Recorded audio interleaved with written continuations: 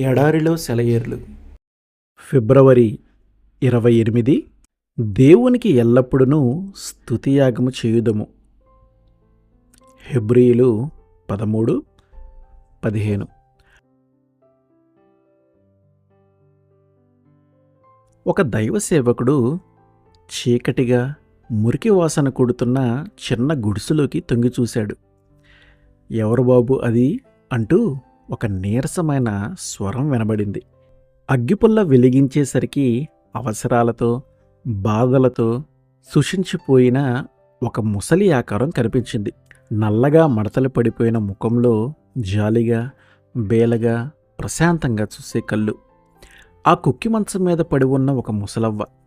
ఫిబ్రవరి నెల చలి వణికించేస్తున్న ఆ గుడిసెలో చలి కాచుకునేందుకు కుంపటి లేదు.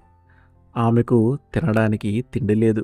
ఆమెకు ఉన్న వల్ల రెండు కీళ్లవాతం, దేవునిపై విశ్వాసం. ఇక అంతకంటే దిక్కులేని స్థితిలో మరెవరూ ఉండరు.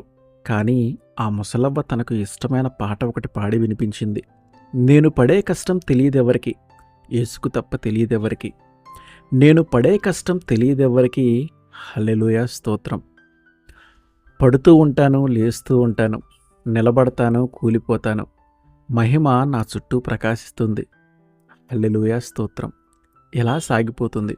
నేను చేసే పని ఎవరూ చూడరు, నా బాధలు ఎవరికీ తెలియవు. మళ్ళీ వెంటనే హల్లెలూయా స్తోత్రం. ఇక చివరి చరణం చూడండి. నాకున్న సంతోషం తెలియదెవరికి, యేసుకు తప్ప తెలియదెవరికి. ఎటుబోయినను శ్రమపడుచున్నను ఇరికింపబడిన వారము కాము.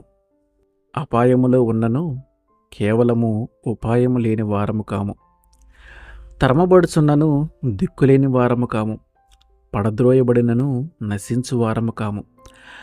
ఆ ముసలవ్వకున్న ఆనందాన్ని అర్థం చేసుకోవాలంటే ఈ వాక్యాన్ని గుర్తు చేసుకోవాల్సిందే.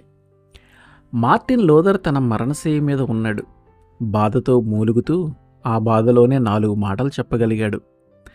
ఈ బాధలన్నీ ప్రెస్లో కంపోజర్లు టైప్ సెట్టింగ్ చేయటం లాంటివి. కంపోజ్ చేసినప్పుడు మన అర్థాన్ని అందరూ చదవగలరు, కానీ అప్పటిదాకా మనం కూడా ఆగనక్కర్లేదు. తుఫాను వస్తున్నప్పుడు ఓడలో తిరుగుతూ నావికులకి ధైర్యం చెబుతున్న పౌలు విషయం ఊహించండి. భయంతో కొయ్యబారిపోయిన వాళ్ళతో ధైర్యం తెచ్చుకోండి అంటున్నాడు. పౌలు, లూథరు, ఆ ముసలి నీగ్రో స్త్రీ, వీళ్ళంతా వికసించిన సూర్యకాంతి పుష్పాలు. ఆమెన్.